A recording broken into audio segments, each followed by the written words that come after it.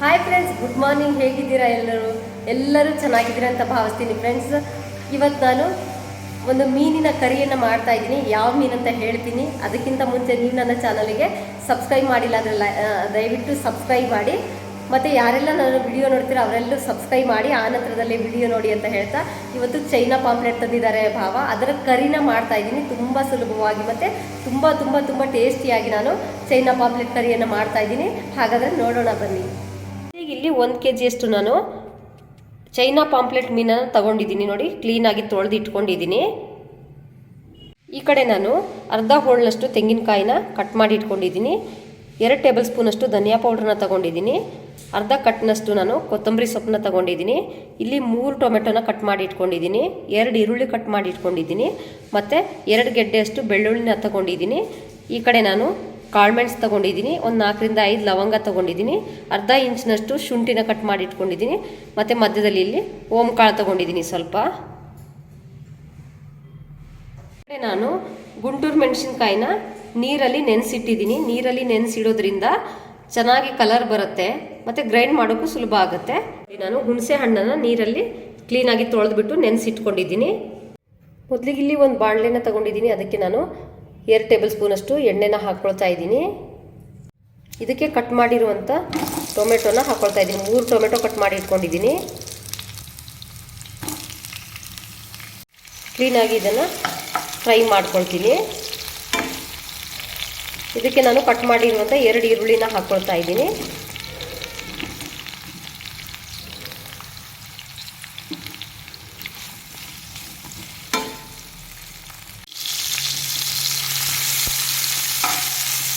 ಇದಕ್ಕೆ ನಾನು ಕೊತ್ತಂಬರಿ ಸೊಪ್ಪನ್ನ ಹಾಕ್ಕೊಳ್ತಾ ಇದ್ದೀನಿ.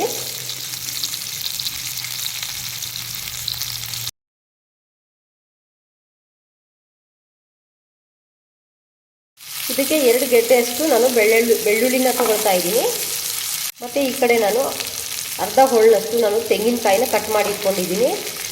ಅದನ್ನು ಹಾಕ್ಕೊಳ್ತೀನಿ, ಮಿಕ್ಸ್ ಮಾಡ್ಕೊಳ್ತೀನಿ. ಇದು ಸ್ಟವ್ನ ಆಫ್ ಮಾಡ್ಕೊಳ್ತಾ ಇದ್ದೀನಿ. ಕಂಪ್ಲೀಟ್ ಆರಲಿ. ಇದು ಆರಿದ ನಂತರ ನಾನು ಇದನ್ನು ಗ್ರೈಂಡ್ ಮಾಡ್ಕೊಳ್ತೀನಿ. ನಾನು ಗುಂಟೂರು ಮೆಣಸಿನ್ಕಾಯಿನ ನೀರಲ್ಲಿ ನೆನೆಸಿಟ್ಕೊಂಡಿದ್ದೀನಿ ಒಂದು 10 ರಿಂದ 15 ನಿಮಿಷ. ಅದನ್ನು ಮಿಕ್ಸಿ ಜಾರಿಗೆ ಹಾಕ್ಕೊಳ್ತೀನಿ. ಒಂದು ಮಿಕ್ಸಿ ಜಾರ್ನ ತಗೊಂಡಿದ್ದೀನಿ. ಅದಕ್ಕೆ ನೆನೆಸಿಟ್ಟಿರುವಂಥ ಮೆಣಸಿನ್ಕಾಯಿನ ಹಾಕ್ಕೊಳ್ತಾ ಇದ್ದೀನಿ. ಮತ್ತು ಅದಕ್ಕೆ ನಾನು 1 ಟೇಬಲ್ ಸ್ಪೂನಷ್ಟು ಧನಿಯಾ ಪೌಡ್ರನ್ನ ತಗೊಳ್ತಾ ಇದ್ದೀನಿ. ಇದಕ್ಕೆ ಅರ್ಧ ಇಂಚಿನಷ್ಟು ಶುಂಠಿನ ಹಾಕ್ಕೊಳ್ತಾ ಇದ್ದೀನಿ. ಮತ್ತು ಒಂದು 10 ರಿಂದ 12 ಕಾಳು ಮೆಣಸನ್ನ ಹಾಕ್ಕೊಳ್ತಾ ಇದ್ದೀನಿ. ಮತ್ತು 4 ಲವಂಗನ ಹಾಕ್ಕೊಳ್ತಾ ಇದ್ದೀನಿ ನಾನು. ಮತ್ತು ಇಲ್ಲಿ ನಾನು ಓಂಕಾಳನ್ನ ತಗೊಳ್ತಾ ಇದ್ದೀನಿ. ಒಂದು 1/4 ಟೀ ಸ್ಪೂನಷ್ಟು ಓಂಕಾಳನ್ನ ಹಾಕ್ಕೊಳ್ತಾ ಇದ್ದೀನಿ. ಇದಕ್ಕೆ ನಾನು ಸ್ವಲ್ಪ ಅರಿಶಿಣದ ಪೌಡ್ರನ್ನ ಹಾಕ್ಕೊಳ್ತಾ ಇದ್ದೀನಿ. ಟೊಮೆಟೊ ಈರುಳ್ಳಿ ಎಲ್ಲ ಕಂಪ್ಲೀಟ್ ಆರಿದೆ. ಈಗ ಆರಿರುವಂಥ ಟೊಮೆಟೊ ಈರುಳ್ಳಿನ ಹಾಕ್ಕೊಳ್ತಾ ಇದ್ದೀನಿ. ಮಿಕ್ಸಿ ಜಾರಿಗೆ ಹಾಕ್ಕೊಳ್ತೀನಿ.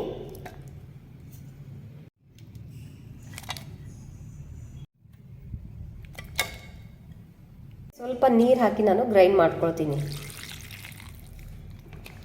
ಆಗಿದೆ, ಇದು ನೈಸಾಗಿ ಗ್ರೈಂಡ್ ಮಾಡ್ಕೊಂಡಿದ್ದೀನಿ. ಒಂದು ಪ್ಯಾನ್ ಇಟ್ಕೊಂಡಿದ್ದೀನಿ ನೋಡಿ. ಅದಕ್ಕೆ ನಾನು ಸ್ವಲ್ಪ ಎಣ್ಣೆನ ಹಾಕ್ಕೊಳ್ತೀನಿ. 2 ಟೇಬಲ್ ಸ್ಪೂನಷ್ಟು ನಾನು ಎಣ್ಣೆನ ಹಾಕ್ಕೊಂಡಿದ್ದೀನಿ. ಅದಕ್ಕೆ ಸ್ವಲ್ಪ ಸಾಸಿವೆನ ಹಾಕ್ಕೊಳ್ತಾ ಇದ್ದೀನಿ. ಸಾಸಿವೆ ಸಿಡಿತಾ ಇದೆ. ಒಣಮೆಣಸಿನ್ಕಾಯಿ ಹಾಕ್ಕೊಳ್ತೀನಿ.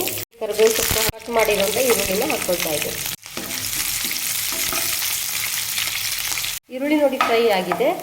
ಇದಕ್ಕೆ ನಾನು ಹುಣಸೆ ರಸನ ಹಾಕ್ಕೊಳ್ತಾ ಇದ್ದೀನಿ. ಹುಳಿ ಎಷ್ಟು ಬೇಕೋ ಅಷ್ಟು ಹಾಕ್ಕೊಳ್ಳಿ, ಯಾಕೆಂದರೆ ಮೀನಿಗೆ ಹುಳಿ ಮತ್ತು ಖಾರ ಚೆನ್ನಾಗಿರಬೇಕು. ರುಚಿಗೆ ತಕ್ಕನಷ್ಟು ಉಪ್ಪನ್ನು ಹಾಕ್ಕೊಳ್ತಾ ಇದ್ದೀನಿ.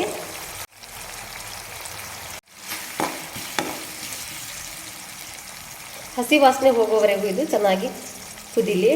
ಇದಾಗಿದೆ. ಇದಕ್ಕೆ ನಾನು ಗ್ರೈಂಡ್ ಮಾಡಿರುವಂಥ ಮಸಾಲೆನ ಹಾಕ್ಕೊಳ್ತೀನಿ. ಮಸಾಲೆ ಹಾಕ್ಕೊಳ್ತಾ ಇದ್ದೀನಿ ನೋಡಿ.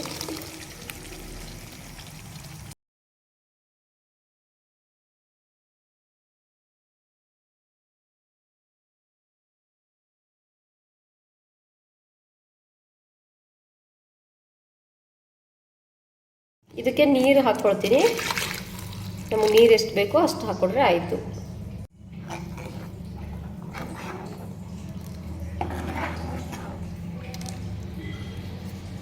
ಕುದಿ ಬರಲಿ. ಇದು ಉಪ್ಪು ಹುಳಿ ಖಾರ ಎಲ್ಲ ಪರ್ಫೆಕ್ಟ್ ಆಗಿದೆ. ಒಂದು ಕುದಿ ಬಂದ ನಂತರ ನಾನು ಮೀನನ್ನು ಹಾಕ್ಕೊಳ್ತೀನಿ. ಕುದಿ ಬರ್ತಾ ಇದೆ, ಇದಕ್ಕೆ ನಾನು ಮೀನನ್ನ ಹಾಕ್ಕೊಳ್ತಾ ಇದ್ದೀನಿ. ಮೀನಿಗೆ ಸ್ವಲ್ಪ ನಾನು ಉಪ್ಪನ್ನು ಹಾಕ್ಕೊಳ್ತೀನಿ. ಸ್ವಲ್ಪ ನಾನು ಎಣ್ಣೆನ ಹಾಕ್ಕೊಳ್ತೀನಿ ಮೇಲಿಂದ. ಒಂದು ಚೂರು 1 ಟೀ ಸ್ಪೂನ್ ಅಷ್ಟು ಎಣ್ಣೆನ ಹಾಕ್ಕೊಳ್ತಾ ಇದ್ದೀನಿ. ಈಗ ತೊಳೆದಿಟ್ಟಿರುವಂಥ ಮೀನನ್ನು ಹಾಕ್ಕೊಳ್ತಾ ಇದ್ದೀನಿ ಒಂದೊಂದೇ.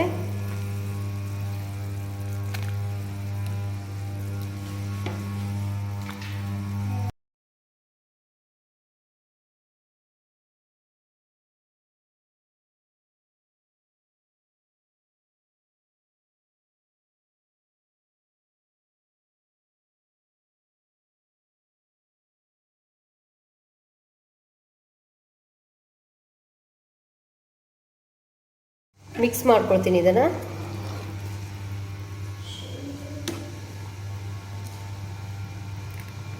ಒಂದು 5 ನಿಮಿಷ ಇದು ಕುದಿಲಿ.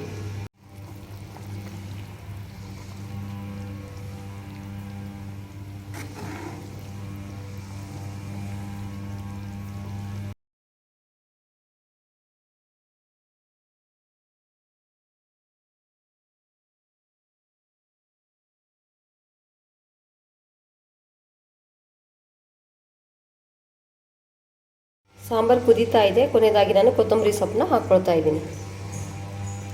ಸ್ಟವ್ನ ಆಫ್ ಮಾಡ್ಕೊಳ್ತೀನಿ.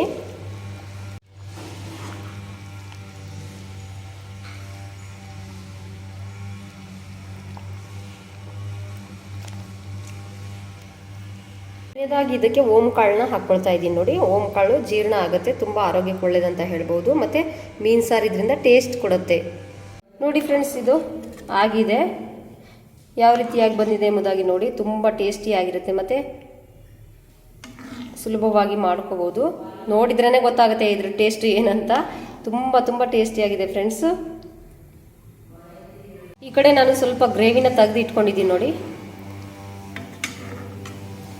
ಯಾವ ಥರ ಬಂದಿದೆ ಅಂತ. ತುಂಬ ಟೇಸ್ಟಿಯಾಗಿರುತ್ತೆ. ಇದು ಚೈನಾ ಪಾಂಪ್ಲೆಟ್ ಅಂತ ಮೀನಿದು. ಇದರದ್ದು ಕರಿ ತುಂಬ ಟೇಸ್ಟಿಯಾಗಿರುತ್ತೆ ಫ್ರೆಂಡ್ಸ್. ಯಾವ ರೀತಿ ನಾನು ಹೇಗೆಲ್ಲ ಮಾಡಿದ್ದೀನಿ ಅಂತ ನೋಡಿ ಒಮ್ಮೆ ಟ್ರೈ ಮಾಡಿ. ಈ ವಿಡಿಯೋ ನಿಮಗೆ ಇಷ್ಟ ಆದರೆ ಲೈಕ್ ಮಾಡಿ, ಶೇರ್ ಮಾಡಿ ಆ್ಯಂಡ್ ಸಬ್ಸ್ಕ್ರೈಬ್ ಮಾಡೋದನ್ನು ಮಾತ್ರ ಮರಿಬೇಡಿ. ಕಮೆಂಟ್ ಮೂಲಕ ತಿಳಿಸಿ ಫ್ರೆಂಡ್ಸ್. ಬಾಯ್.